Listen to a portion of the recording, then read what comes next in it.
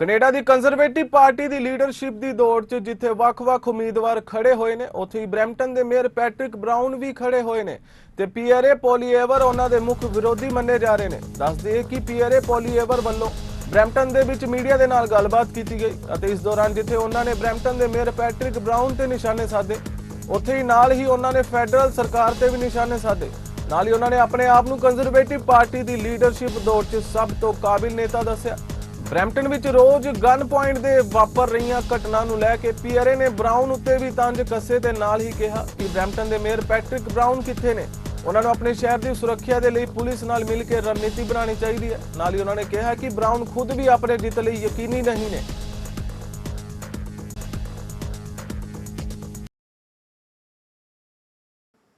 Who practiced medicine in another country around the world for decades and then came to Canada and found out you couldn't get a medical license, and so now you're working in a low-wage job even while we need more doctors. People feel like they're losing control of their lives. Now, why am I running for Prime Minister? Very simply, to put you back in control of your life by making Canada the world's freest nation. That is my purpose in this campaign. That is why I'm running. And so how are we going to do it? Well, for one, we have to tackle inflation. The cost of government has driven up the cost of living. Inflationary deficits mean more dollars chasing fewer goods, which leads to higher prices. Inflationary taxes increases the cost for businesses to produce the goods we buy.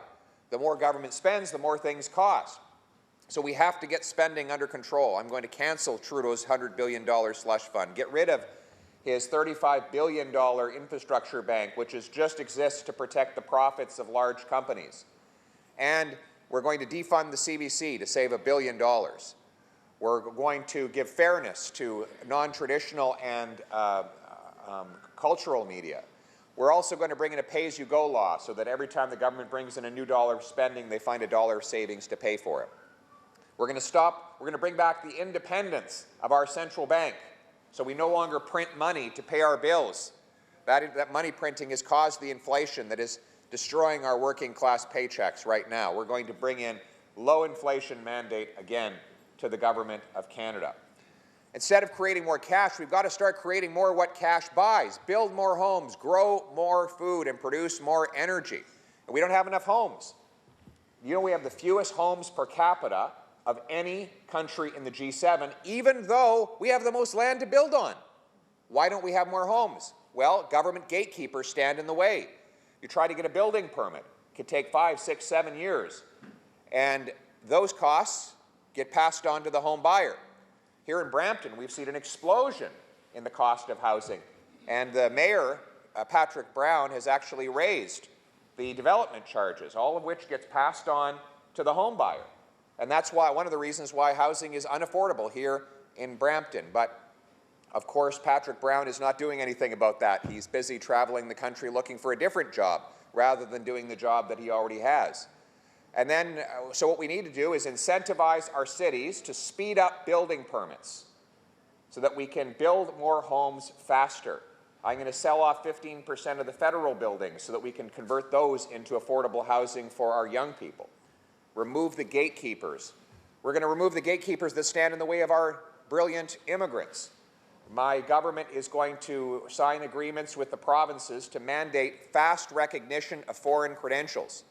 So the deal is this: when a newcomer with a professional background applies to work in their field, they should get a yes or no answer from the licensing body within 60 days. And if they are not yet qualified, they should get a small study loan that will allow them to take some time off work and get their license so that they can go from a low-wage job right now to working as engineers, doctors, electricians, and other high-paying regulated occupations. We're going to remove the gatekeepers that stand in the way of our energy production by banning foreign oil from overseas and instead approving pipelines and energy projects so that we can use Canadian energy here in Canada. Right now we're importing 130,000 barrels a day from overseas. Why? We have the third biggest supply of oil in the world. We should use our energy to keep that money here and to keep our energy costs affordable. Finally, we're going to get rid of the carbon tax so that we can lower the cost of gas, home heat, and other essentials, bring down the cost of living. These ideas are exciting a whole new generation of voters. Young people, new Canadians, big city residents are signing up. 312,000 members have joined our party to vote for me in particular through my web portal. And I have called on the party to publish all of these sales numbers because I know that they are 100% true. I know that the other campaigns don't want that because it will reveal that they haven't sold memberships. And Patrick Brown's campaign is crumbling. First of all, you all know Patrick. He says one thing to one group, and then he says exactly the opposite to a different group. He is, of course, drowning in scandal at City Hall in Brampton with people asking questions about where money has gone. And recently, half of his caucus supporters have abandoned his campaign to support me. Both Kyle Seaback, former member of Parliament for this area, has abandoned Patrick to support me, and so has MP Muse. So that's half of his caucus support. And now there's rumors that his campaign chair might leave him to go run for Alberta Premier. As for me, I know what I'm doing. I'm running for Prime Minister to make this the freest country on earth, so that the millions of immigrants who came to this country, including my ancestors, can fulfill their dreams of taking control of their lives, working hard, owning a home, buying nutritious food, fueling their vehicles with affordable energy. That is my purpose in this race. That is why I'm here. That is why 312,000 people have signed up to support me, and that is why I will be the next Prime Minister of Canada. First of all, you asked about the Israel-Palestine issue. First of all, I believe in peace in the Middle East. I believe that there should be a strong and secure Jewish state in Israel, living side by side in peace and harmony with the eventual creation of a Palestinian state. I believe in a two-state solution, and I believe Canada can be a part of helping to negotiate that with the two parties. And I believe that this is possible. I think Muslims and Jews, Israel and its neighbors all want the same thing, the ability to live in freedom and peace and harmony.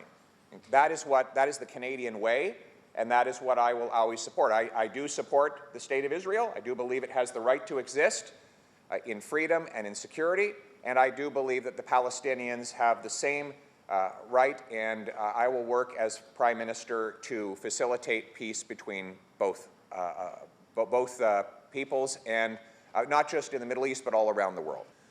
I condemn it. I do acknowledge that unfortunately, there are some people all around the world who are Islamophobic, and I think that is absolutely wrong. I condemn Islamophobia here and everywhere. Muslims have the right to feel safe and welcomed in this country of ours. And when I'm Prime Minister, I will make sure that that happens. That's why I am reaching out